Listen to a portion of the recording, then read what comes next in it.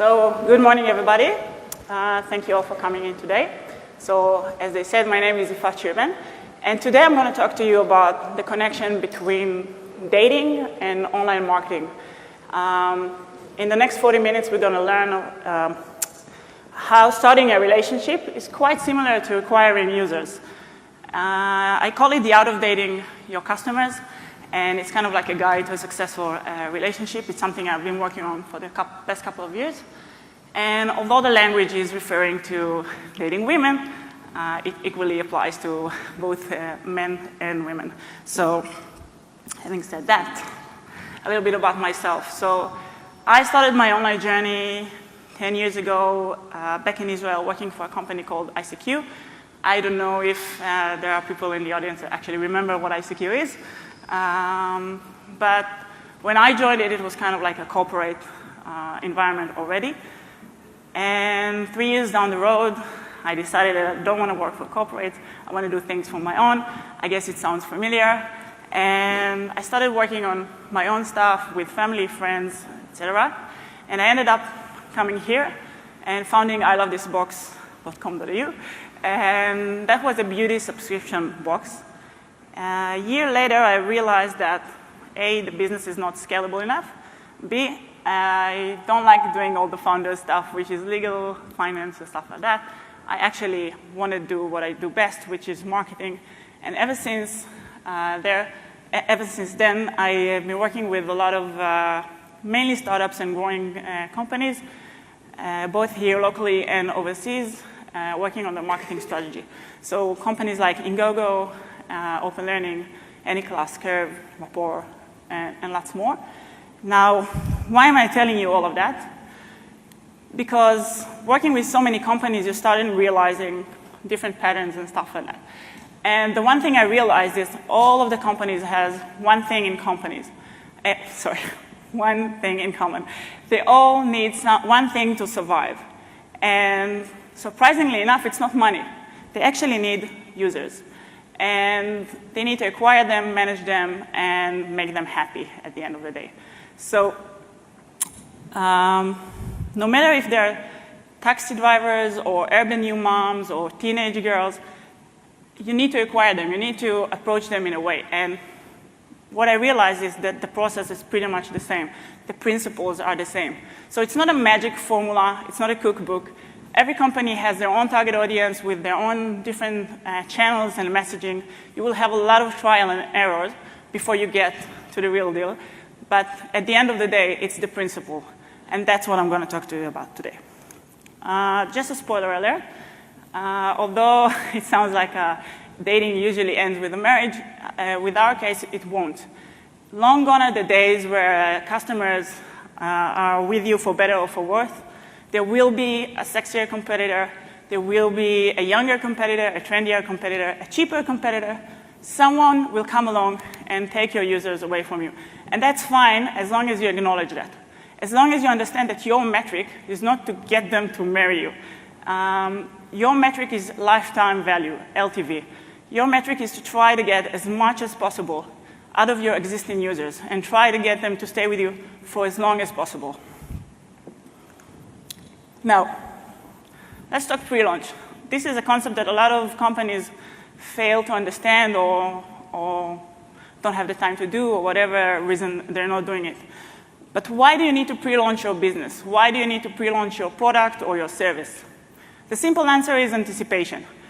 Because waiting is not the hardest part, it's actually the best part. Pre-launch is your opportunity, first of all, to test the market and your messaging in very small scale. But it's also an opportunity for you to educate the market, to build a hype, to build something around your brand, around your product. It's your opportunity to move your customers from being people that you want to sell to people that actually want to buy from you. It's moving this needle from here to there that will make the big difference. And that's why you're doing pre-launch campaign. Just a nice example of it. And it's an extreme example. It's not like I'm saying that's what you have to do with your business using waiting list or something like that. But Mailbox app. The Mailbox app is something that was created 3 years ago. If you look on Google for Mailbox app, you'll have tons of results. from media outlets and bloggers and influencers. And basically, everybody was talking about the Mailbox app and really wanted to go on their waiting list. You can see in the waiting list, there's like almost 800,000 users, and that's just one screenshot, obviously. The founder actually claimed that this whole thing was a technical thing. They didn't want to overload the systems. I don't know. I don't really buy that. I actually think it was a genius marketing tactics. Few months later, they were actually bought for 100 million bucks before they even launched the product. This is how you build anticipation. This is how you make people want to go on your waiting list. Okay, and again, it's an extreme example, I admit. If you want to look at current example, you can look at X.ai. They're pretty much doing the same thing that the Mailbox app is doing, but they're doing it today. Another good example, Apple. I'm pretty sure you're not going into the store and discovering there's a new iPhone 6, right? Usually it starts with presentations and rumors and images from the factory and testings and results and stuff like that. By the time the iPhone 6 is in the stores, you go and wait in the line in the street to get this phone. And that's the difference. They're not trying to sell to you. They're trying to get you to want to buy their product. That's the best pre-launch campaign you can ever have. So where do you start? Like in dating, you usually have a lot of channels to pick from, whether it's apps, website, your friends, your colleagues, bars, pubs, parks, you name it, right? Every channel has its own pros and cons, and you need to approach every channel differently. Same goes with marketing. With marketing, you have a lot of channels to choose from, sometimes too many of them, sorry. So social networks, PR, events, forums, bloggers, influencers, you name it. It's up to you to understand your target audience and choose the right channels. It's up to you to understand what are your resources, because every channel will call for different resource allocations. What are your budgets, and work from there all the way up. So obviously, the more you put yourself out there, the more chances people will know your brand and will maybe buy from you later on.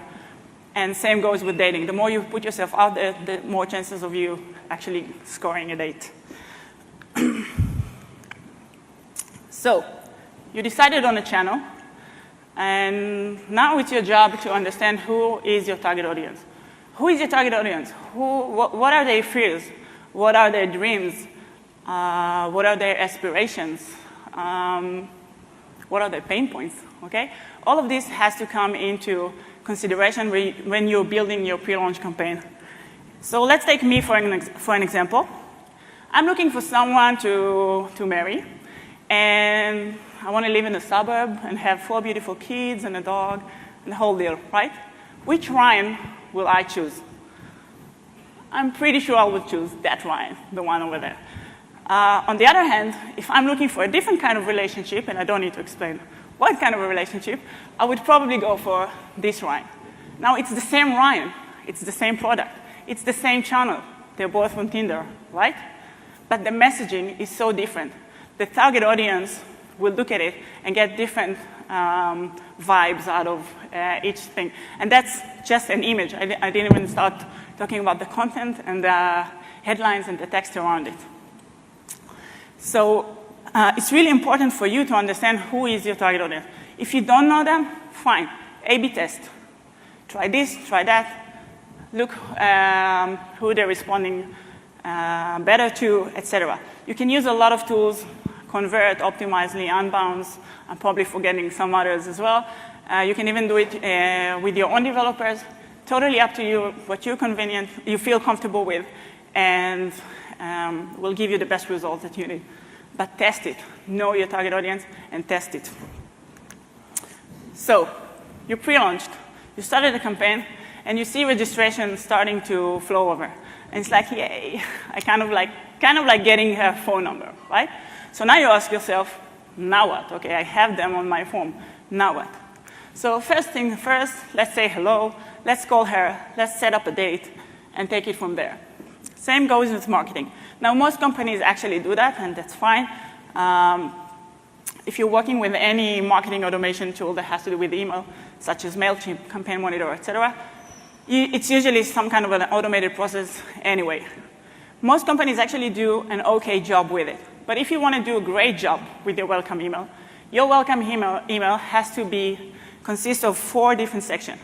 First section is you have to say thank you, because you have to acknowledge the fact that they spend the time and the effort to fill in the form or give you your email, their email details, etc. So start by saying, dear John, thank you for taking the time and showing interest in our new and exciting product. Second part is welcoming them. You need to make them feel like they are a part of something much bigger than your product. They're not buying your product, they're buying a dream. They're buying something really bigger than this little thing. For example, you can say, I would like to, I'm so glad you joined us on our mission to change this industry, or whatever. Third part should be setting the expectation. And that's where a lot of companies, that's what they don't do usually. When I say setting the expectation, I mean, when are you going to send them email? How often are you going to send them emails? Are you going to send them every day from now on for the next 7 days a daily tip? Fine, just let them know. Are you going to send them an update once in 2 weeks? Fine, let them know. As long as they understand what are they going to get out of you, from you, you're okay. Why? Because they're less likely to unsubscribe from your list. They're less likely to mark you as spam or report you or something like that. And they're more likely to read your emails. And that's the important bit. The last part, so we say thank you, welcome, setting the expectation. And the last part is what's in it for them. So what's in it for them? Why should they read your emails? Are you offering something? Are you going to give them the opportunity to be the first one to know about something? Are they going to get early bird offers, valuable information, tips? What is it in your emails that they need to open and read? Okay? It's 4 sections, but it's really, really short. So it's like, hello, thank you, blah, blah, blah. That's it. Really short. But it has to have these 4 ingredients in order to be a successful email. So we said most companies actually send the welcome email, which is fine. This is where most companies fail. And mainly startups. A lot of companies fail to understand the importance of keeping the list warm. They are letting their list getting cold. And by launch date, nobody remembers who they are. So let's go back to the Daniel word. We got her number, we called her, we set a date, and we said, let's meet up in 3 months' time. Okay? 3 months goes by. You didn't pick up the phone, you didn't call, you didn't text, you didn't email, you didn't send flowers, nothing. You just knock on her door. Then what? She'll either call the police, right? Or slam the door. Or in the better scenario, she'll probably ask you who you are, what are you doing here, etc. So same goes with your email list. If you'll send something, and then 3 months later you said, hey, we're open, let's come and buy my product. Who are you? I don't remember I was registering to any list like yours or something like that. I don't recognize the name, etc.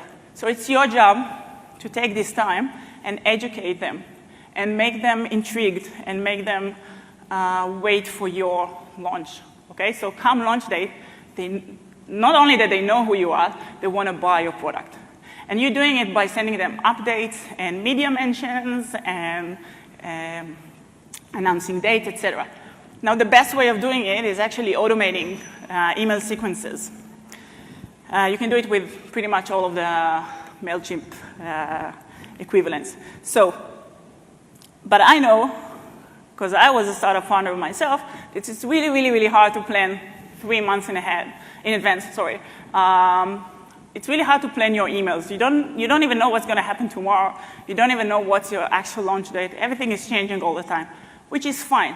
As long as you guys promise me that on your calendar, you schedule a weekly time frame in which you are obligated to think about what are you sending to your users this week, okay? And send this email. So keep it going. That's the most important thing. And then it's launch date. Kind of like going on your first date. You ask yourself, what do I wear? Where should I take her? How much should I spend on her? And things like that. Same goes with your launch. It's your first opportunity to actually impress your subscribers or new users or whatever. So you have to ask yourself, how do I announce it? Where will I lead them? Okay, so I send them an email. I'm announcing it on the email. The email has a link or a button. Where is it leading to? My homepage, a landing page? Where? Am I spending extra budget on it or not? Everything needs to be really, really planned ahead because it's your first opportunity to really mess up their relationship. It's really hard to recover from a bad launch, okay? So make sure your support team is in place, that your PR is in place. Your dev team is not somewhere cruising on an island or something like that. Everybody is in-house to take care of your launch, okay? It's really, really important. Now it happens, and sometimes you go on a date, and she doesn't fall in love with you in an instant, which is fine. It could be the wrong timing. It could be that she wasn't ready. You didn't come through. Lots of different reasons. Now it's your job to start following her around, not in a stalky way, and start convincing her that she made a huge mistake. You are the one for her. You are the one that she has to keep on dating and maybe someday marry. How do you do it in online marketing? Again, in online marketing, you don't give up when someone just doesn't buy your product. You start chasing them around with email sequences and retargeting ads, etc. So drip EDMs is a sequence of email marketing that we send to users. Usually, we're trying to address whatever we think or assume that the problem was. So if it was credibility, we try to build our credibility by sending testimonials and media mentions and stuff like that. We maybe think they didn't understand the product, so we send them another email with FAQs or a little bit more information. We think that they don't think we are good enough for them. We send extra information, industry information. We don't ask them to buy. We don't ask them to do anything. We just give them information and information and information. At the end of this sequence, we make them an offer they can't refuse. And if they still don't buy, then they're probably not your target audience, or they're probably not ready to buy just yet, okay? You can keep them on your newsletters, but they probably die as users with the sequence. So that's the email sequence, the drip EDMs I'm talking about. The best way of getting their email address in case you don't have it is by using exit pop-ups. So it's on your website. Once the user wants to get out of the website to close the browser, or if they read for more than, 30 seconds, you pop up something and you ask for the email. Usually we incentivize them with either discount or coupon or valuable information. We give them white papers and stuff like that. You probably have seen it because a lot of companies are already using those tactics. Now let's talk about retargeting. Retargeting, or some people call it remarketing, is the way to follow your website visitors around the web. So for example, I would go to a website, wouldn't do anything, then I would go on Facebook and I suddenly starting to see their advertisements. That means that they have a retargeting pixel on their website and they're following me around on other websites that I visit. Now, retargeting ads usually call for budget because you have to spend money on advertisement. But here's something you can take out of today. Opening a Google or Facebook or any third-party aggregator account, advertising account, is totally free. Getting the retargeting pixel, totally free. Implementing it on your website, yes, you guessed it, totally free. So why do you need to go out of here today and implement this pixel on your website? Because 4 months time from now, when you do raise your funds and you do have money to spend on advertising, you already have 4 months worth of data collected on your website.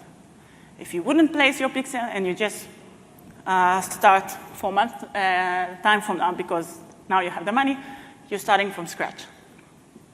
So that's just a little tip, something to get you going. Now, sometimes it does happen. People actually register and buy and use your product, which is fine. That's the scenario we were after. And now it's your job to get them to talk about your product. Over time, you don't have to ask that right away. And there are 3 types of, or approaches of asking them for referrals or to talk about you, word of mouth, social sharing, etc. The first one is actually asking them, but not incentivizing them. For example, you have on your app, do you like this app? Yes, no. If you click on yes, you usually go to the App Store to review. If you click on no, you usually get an option to send a support ticket. That's the first option. The second option is actually asking them and incentivizing them to do so. So the best example I can think of is Uber. Their referral program is probably the best example for that. So you refer a friend, they get $10, you get $10, everybody's happy, okay? And that grows your list, obviously. The third option, which I find most exciting because it calls for a little bit of creativity, is not asking and not incentivizing. So you may ask yourself, so why the hell should they talk about me? How do they know they have to talk about me? They don't. They just want to talk about you, okay? You give them the best customer experience they ever had, they'll talk about you. You give them a beautiful package, they kind of take their eyes off it, they will Instagram it. It's your job to make them talk about you because they want to talk about you. If you can reach that, you hit gold, okay? Because if you get people to talk about you just because they want to, that means they are irrational about your product, okay? Now, I kind of like touched on that, customer support. Customer support for me is one of the most important marketing channels. And it may sound weird because marketing channel is usually something you do in order to get users, not when they have problems. But if you are doing great customer support, then people will talk about you, okay? And the best example I can think of is we have a dinner at our place with friends, and we started discussing online shopping. Woolies versus Kohl's, okay? Nobody talked about the pricing. Nobody talked about the tomatoes, if they were fresh or not. Everybody was speaking about the customer support. What happened when they didn't deliver? What happened if they did deliver? They had a mistake? Did they compensate you? They didn't compensate you? Were they nice? Did they answer quick? Etc. That was the whole discussion. Customer support.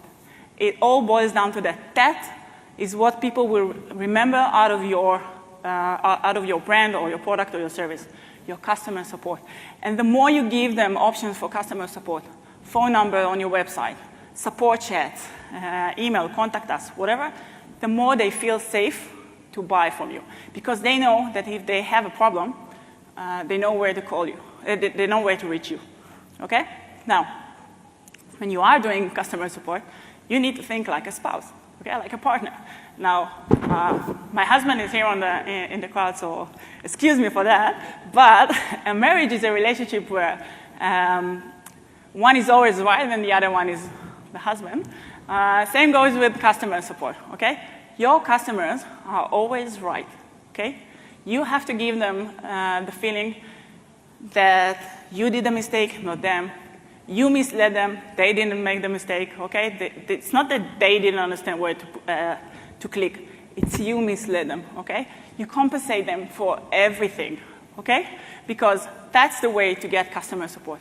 And don't forget to use your own language, your brand, however you communicate throughout your website and any other communication should go through in the customer support. So don't think of it as a different channel to just solve problem. It's actually a marketing channel.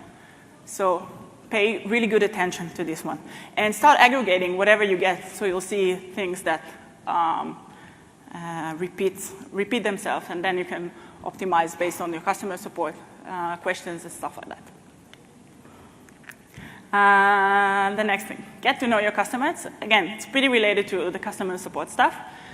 If you really, really want to date someone, you have to be actively listening. I know it's hard.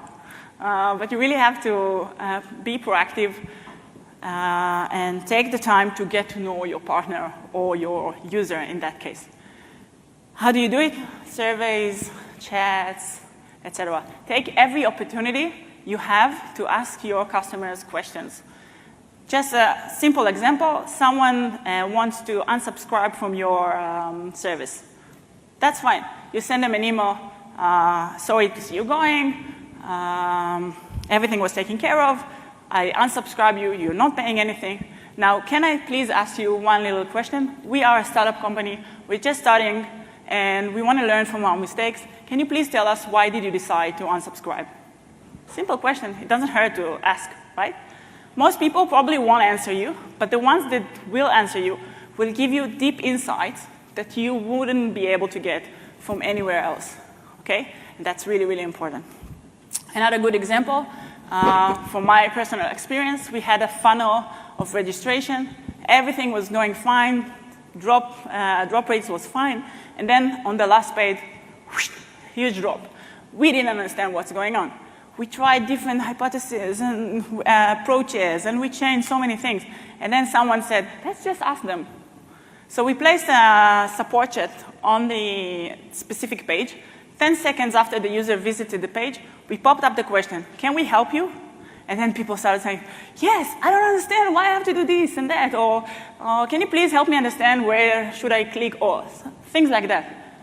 We got insights in, I don't know, one day that we were trying to solve for weeks beforehand, okay? So take the time and be proactive with asking your customers questions that matters to you, okay? If you ask the right question at the right time, you'll get invaluable insights. And the last thing you want to do, if you really want to tap into, if you really want to seal the deal, you have to tap into their emotions, which means you have to make them they have to be an irrational customer. I can give you my own example, MailChimp. I'm not affiliated with them in any way, by the way, but I just love using them. I was probably one of the first marketeers to use their services, and they sent me gifts because I was one of their first supporters and saying thank you. And they have a monkey that gives you a high five after you send emails. Okay, it's a boring SaaS product, but they make it fun. They make it something lovable. They make it something that I want to use, okay? That's the difference. So think about stuff like the 5 senses. Sound. Do you remember the sound that when you're emptying your trash folder on your computer? It makes this, it sounds so productive. Like you feel so good after emptying your trash folder. That's the kind of thing that you want to replicate in your product, okay? Sounds, visuals, fonts, images, packaging, everything. It really depends on your business, but any business can do it. I just described MailChimp, which is a SaaS product. If you're in the goods business, like e-commerce, it's even easier. Packaging really matters. Personal notes, whatever that attracts them and give them, again, this first experience. Smell. From my own experience, I sent something with one of the boxes with I love this box, put a candle inside. It was filled with beautiful scent. Everybody was talking about it. Everybody just fell in love with it. And since then, we started doing a lot of other scented stuff inside. Taste, if you can send them a cookie or kind of like somehow revoke this, trigger this feeling of hunger, that's also good.